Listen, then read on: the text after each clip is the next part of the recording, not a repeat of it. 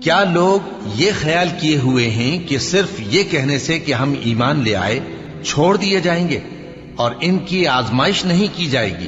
اور جو لوگ ان سے پہلے ہو چکے ہیں ہم نے ان کو بھی آزمایا تھا اور ان کو بھی آزمائیں گے، سو اللہ ان کو ضرور معلوم کرے گا جو اپنے ایمان میں سچے ہیں اور ان کو بھی جو جھوٹے ہیں۔ کیا وہ لوگ جو برے کام کرتے ہیں یہ سمجھے ہوئے ہیں کہ یہ ہمارے قابو سے نکل جائیں گے؟ جو فیصلہ یہ کرتے ہیں برا ہے۔ جو شخص اللہ کی ملاقات کی امید رکھتا ہو تو اللہ کا مقرر کیا ہوا وقت ضرور آنے والا ہے، اور وہ سننے والا ہے، جاننے والا ہے۔